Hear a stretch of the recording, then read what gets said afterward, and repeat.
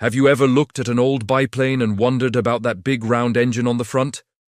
That is a radial engine, and its story is one of the most fascinating chapters in aviation history. Let's take a journey from the very first spinning cylinders to the powerful giants that dominated the skies.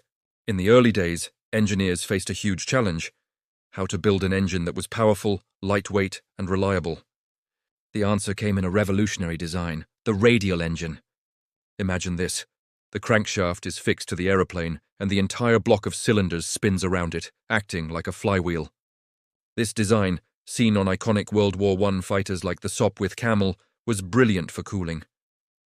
The spinning cylinders created their own airflow, eliminating the need for a heavy, liquid cooling system like the Breguet 14 in the picture. It was a clever, if slightly wild, solution for its time.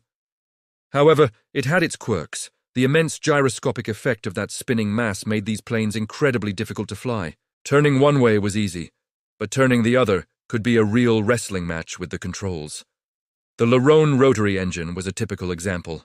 As aviation advanced, the rotary engine gave way to a more stable design: the static radial engine.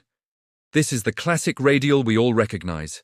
Here, the cylinders are fixed in a star pattern, and only the crankshaft spins, just like in your car's engine.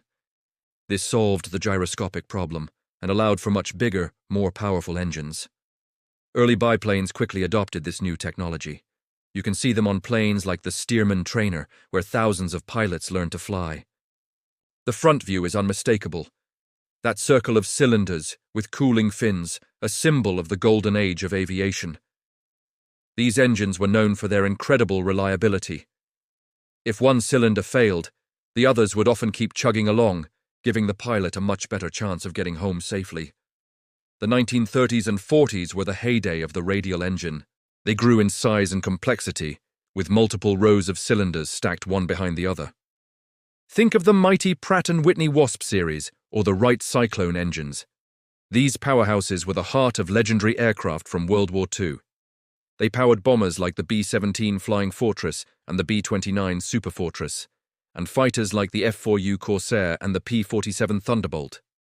With up to 28 cylinders and thousands of horsepower, these engines were marvels of mechanical engineering, pushing planes to new heights and speeds. Their distinctive throaty roar became the soundtrack of an entire era. But as the war ended, a new technology was on the horizon: the jet engine. Jets offered performance that piston engines simply couldn't match. For a while, the two coexisted. The last and most powerful radial engines, like the Pratt & Whitney R4360 Wasp Major, nicknamed the Corncob, for its 28 cylinders arranged in 4 rows, powered massive post-war airliners and bombers. It was the ultimate expression of radial engine technology, a complex and beautiful piece of machinery. However, the jet age was inevitable. Airlines and militaries quickly transitioned to the faster, higher-flying jets. So, is the radial engine just a museum piece? Not at all. While they no longer power frontline fighters or major airliners, the radial engine lives on. You'll still find them roaring to life at airshows, powering beautifully restored warbirds and vintage aircraft.